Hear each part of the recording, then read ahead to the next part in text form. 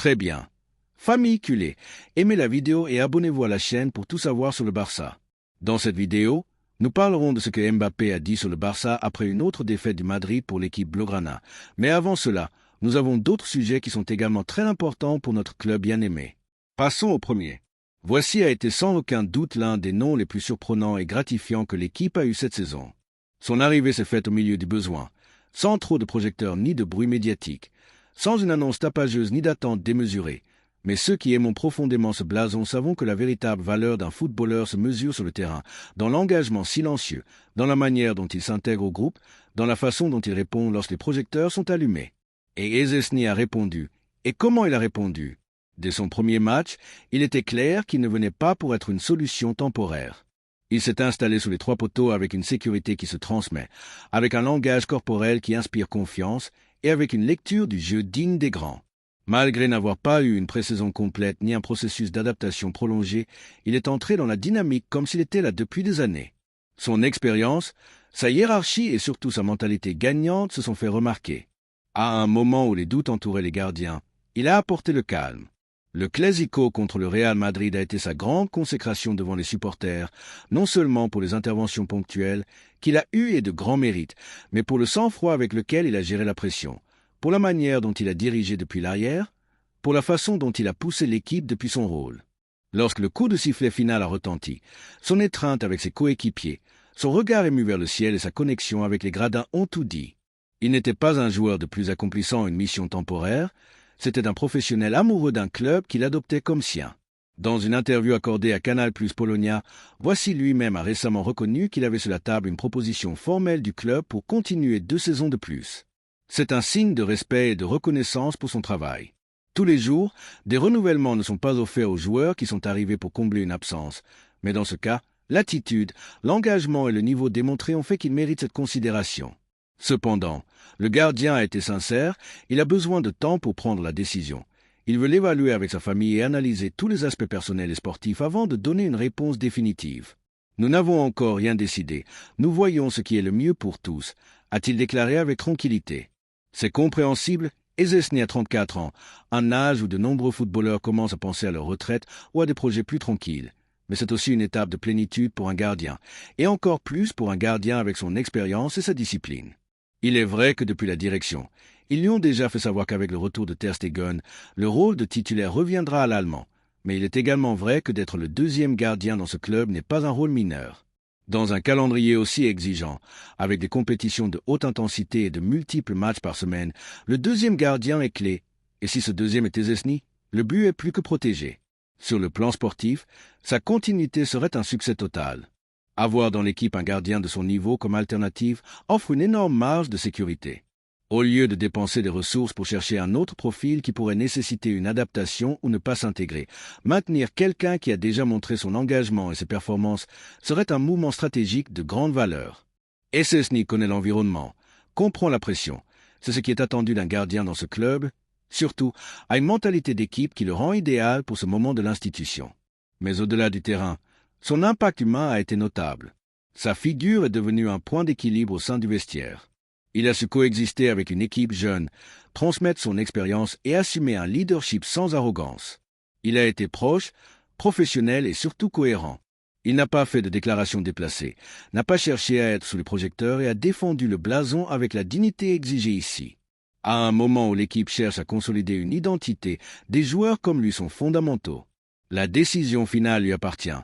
Et depuis le respect absolu pour sa trajectoire et sa famille, les Kuhn ne pouvons qu'exprimer ce que nous ressentons. Nous voulons qu'il reste, nous voulons continuer à voir sa figure sous le but, ses grands volets à la recherche de ballons impossibles, ses indications depuis la surface, son sourire serein après une bonne parade. Nous voulons continuer à profiter d'un professionnel intègre qui a su représenter comme peu les valeurs du club. De plus, sa permanence permettrait que les ressources économiques du club se concentrent sur le renforcement d'autres positions. Le but avec Ter Stegen et Szczęsny serait parfaitement couvert. Il n'y aurait pas besoin de chercher un autre gardien ni d'assumer de nouveaux risques sur le marché. Et cela, en temps de restrictions budgétaires et d'exigences compétitives maximales, est un avantage incalculable. Ce serait un signe de planification intelligente et de respect pour ceux qui ont déjà démontré leur valeur. Et Szczęsny, au-delà du rôle qu'il occupera la saison prochaine, s'est déjà gagné une place dans la mémoire affective des Kuhn. Il a été une partie importante d'une campagne pleine d'obstacles. Il a répondu quand on avait besoin de lui et a laissé sa marque dans chaque match qu'il a disputé. Maintenant, tout est entre ses mains, mais la porte est ouverte, l'affection des gens est présente et le projet dirigé par Hansi Flick le veut aussi à l'intérieur. Et Szczesny a été plus qu'un gardien de passage. Il a été une histoire de dépassement, de professionnalisme et de passion pour le football bien joué. Il a démontré qu'il a encore beaucoup à offrir, que son physique est impeccable et que sa mentalité est centrée sur la compétition au plus haut niveau. S'il décide de continuer, ce ne sera pas seulement une bonne nouvelle pour le club, mais aussi pour tous ceux qui apprécient le football depuis l'effort et le respect pour les couleurs. La balle est maintenant dans le camp du gardien polonais, mais les supporters ont déjà pris parti.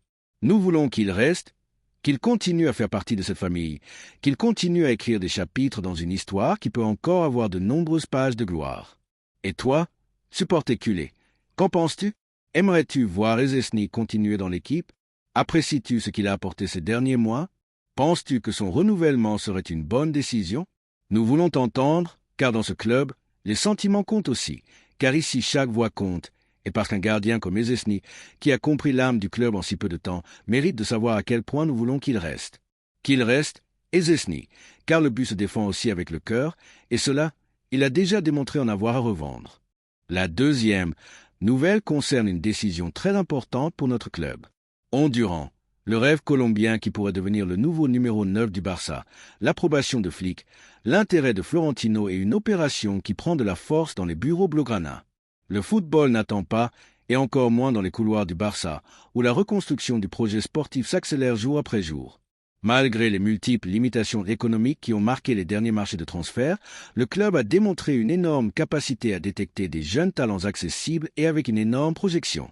Dans ce contexte, le nom de Ondurant, un attaquant colombien de 21 ans, émerge avec force et pourrait devenir la nouvelle référence offensive de l'équipe culée à partir de la saison prochaine. Le départ imminent de Robert Lewandowski, l'un des noms les plus importants de l'équipe au cours des 2 dernières années, a obligé la direction sportive à agir avec intelligence.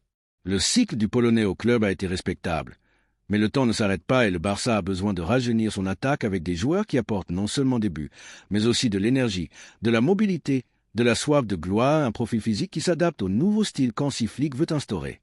Dans ce sens, le recrutement de Durant ne répond pas seulement à un besoin ponctuel, mais fait partie d'une vision à moyen et long terme. Ondurant n'est pas un inconnu pour le football européen.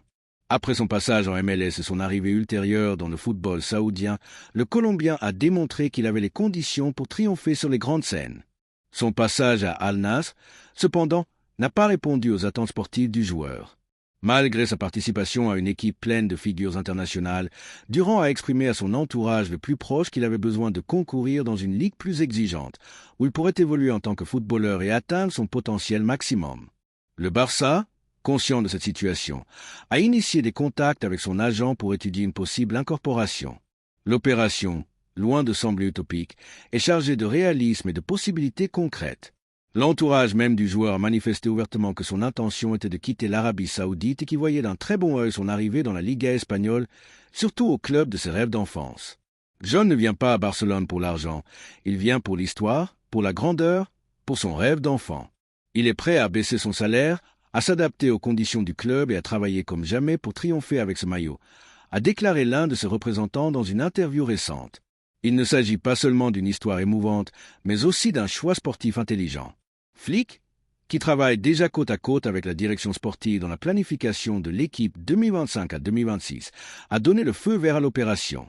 Pour le technicien allemand, Durant représente cet attaquant qui peut presser haut, étirer l'équipe, participer à la construction et en même temps avoir une présence physique dans la surface adverse. Flick ne veut pas d'un numéro 9 statique ni d'une figure médiatique.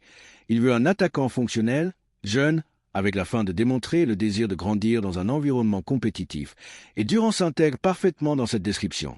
En parallèle, il est connu que Florentino Pérez, depuis la direction du rival éternel, a été en train de sonder des noms pour renforcer la position d'attaquant. Et oui, le nom de Durant a aussi retenti à Valdebebas. Mais tandis que le Real Madrid observe et évalue, le Barça agit. C'est une différence qui pourrait marquer le destin du joueur colombien. Dans les bureaux blaugrana, ils ne veulent pas perdre cette opportunité. Un investissement raisonnable, un salaire assumable et une énorme projection.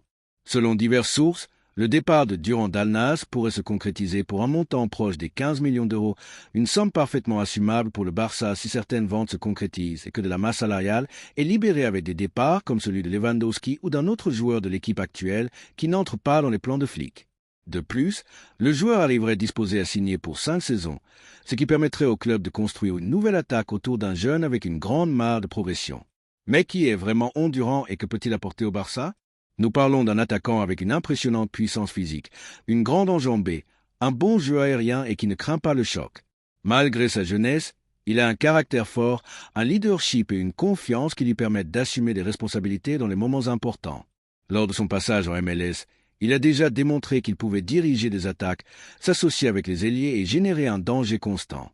À Al-Nassr, bien qu'il ait eu moins de continuité, il a maintenu un bon ratio de buts chaque fois qu'on lui a donné des minutes. Avec plus de rythme, plus de structure tactique et une idée claire de jeu comme celle de Flick, il peut exploiter définitivement son profil. Il s'intègre également à la nouvelle génération de joueurs que le Barça est en train de consolider. Lamine Yamal, Fermin Lopez, Gabi Cubarsí, Hector Ford. Tous ont en commun la jeunesse, la faim et l'engagement. Ajouter Durand à cette liste serait élargir cette liste avec un attaquant qui a le potentiel pour marquer des époques. Et s'il est accompagné et qu'on lui fait confiance dans cette équipe, on ne cherche pas des stars déjà faites, on forge de nouvelles légendes. Un autre point clé est sa mentalité. Selon des personnes proches du joueur, Durand est dans le meilleur moment psychologique de sa carrière. Il sait qu'il ne peut pas continuer à perdre du temps dans un environnement comme celui de l'Arabie Saoudite où la compétition est faible et le rythme n'est pas idéal. Il veut revenir au centre du football mondial, il veut concourir en Ligue des Champions, affronter les meilleurs défenseurs de la planète et pourquoi pas devenir l'un des références offensives du Barça au cours des prochaines années. Cet engagement, ce désir de dépassement est ce que Flick et son équipe technique valorisent le plus. Depuis l'Amérique du Sud, la nouvelle du possible recrutement a provoqué un tollé. Les médias colombiens rapportent déjà que les négociations sont en marche et que le joueur lui-même serait déjà en train de chercher un logement à Barcelone. La figure de John Durand, avec son énergie, son charisme et son ambition, pourrait devenir un nouveau pont entre la Colombie et le club. Même des références du football colombien comme Faustino Asprilla et Carlos Valderrama ont émis des opinions favorables sur le recrutement. Le Barça aurait raison avec Durand. C'est un joueur avec de la personnalité, des buts, de la force. En Europe, il peut donner beaucoup plus et il le ferait très bien dans ce club, a affirmé récemment Valderrama.